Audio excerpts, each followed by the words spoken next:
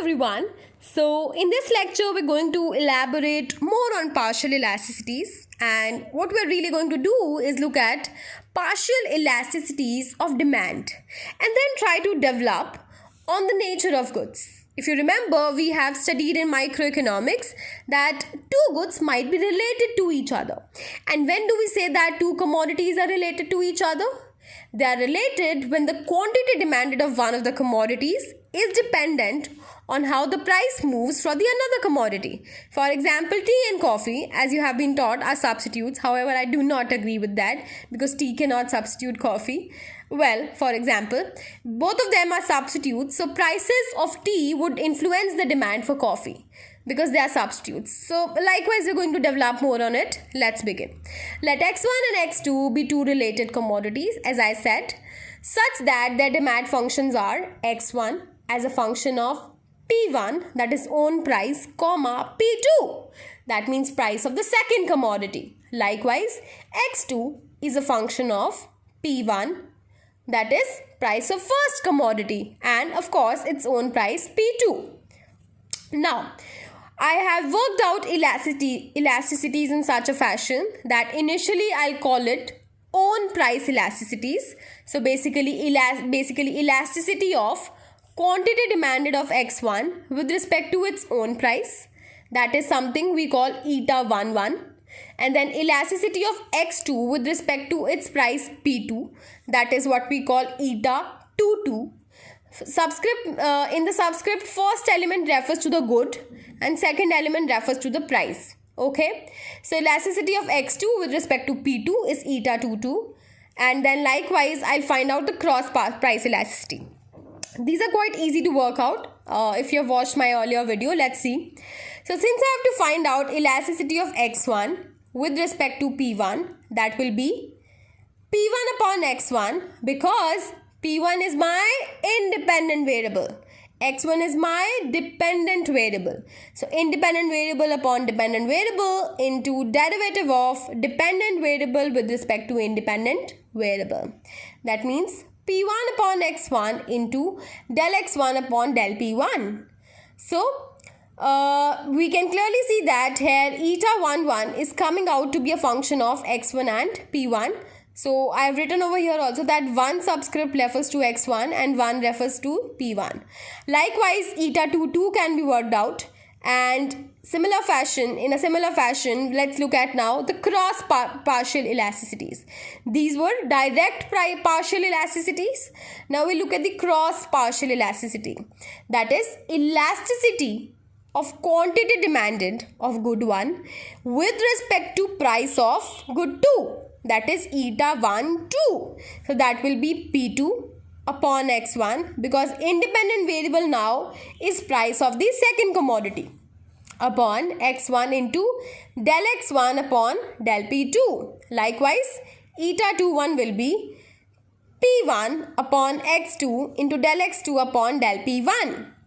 Now, if we have to understand the nature of the goods, we need to evaluate the sign of these elasticities. So let's begin. If own partial elasticities, own price elasticity or direct partial elasticities come out to be negative, we say that the goods are normal. What does that mean? That means if the price effect is positive. Price effect. Now, what is the price effect? That means if price goes up, quantity demanded goes down.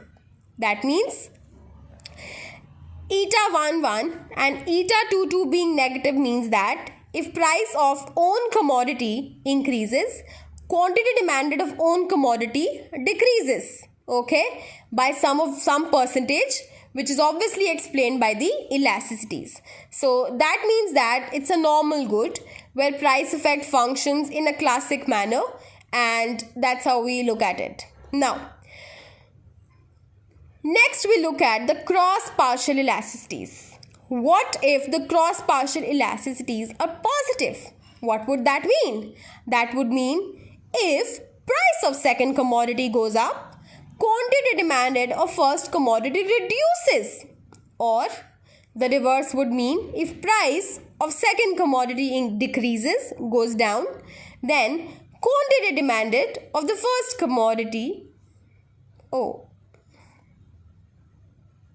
I started explaining you for the complementary. I'm so sorry.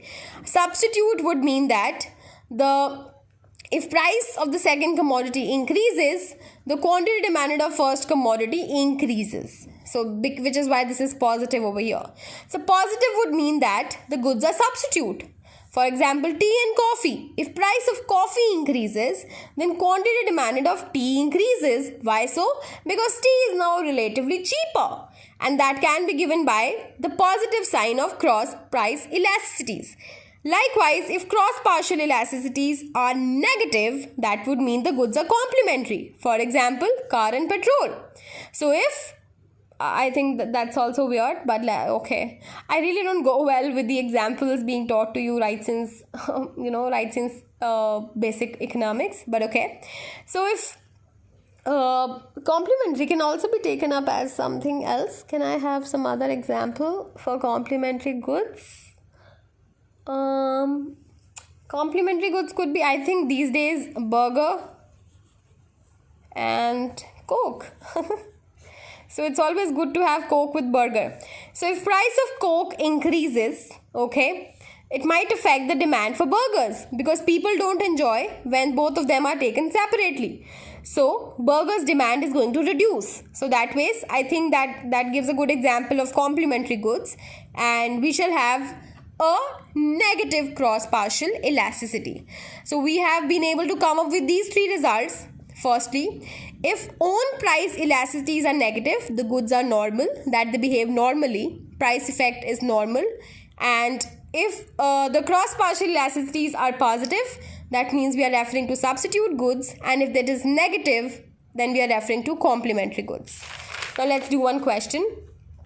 These are two demand functions of goods x1 and x2, where a11, a12, a1, a2 are constants, and then you're being told that show that own price elasticities are independent of prices, whereas cross price elasticity depends on price of other commodity. So let's find out own price elasticity. That will be eta 1 1. So that will be p1 upon x1 into del x1 upon del p1.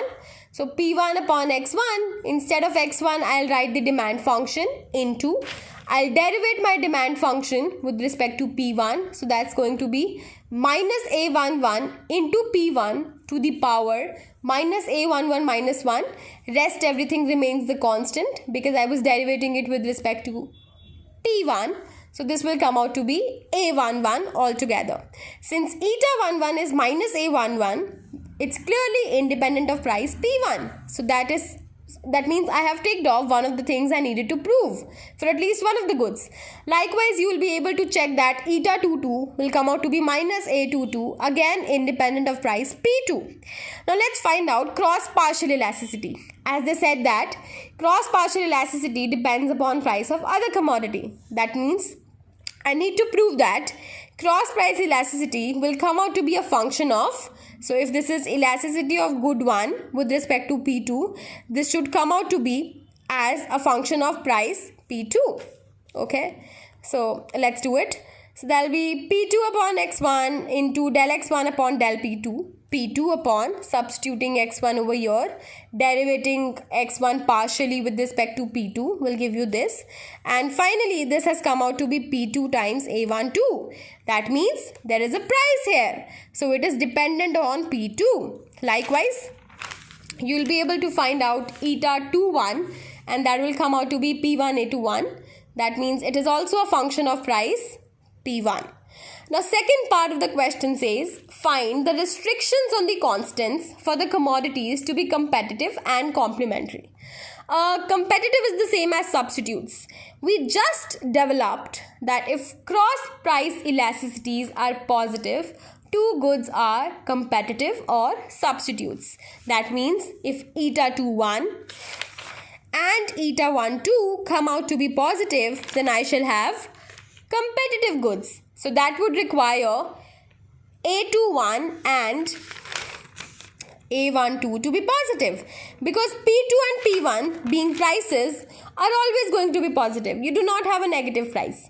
So the constraint on the constant becomes that they should be strictly positive for the goods to be competitive. Likewise, for complementary, we just studied that the cross price elasticities should be negative. And again, the constraint would become A21 and A12 to be negative, because that will make elasticities negative considering prices always remain positive. So that was about understanding how elasticities have a role in determining nature of the goods in microeconomics. Thank you for watching the video.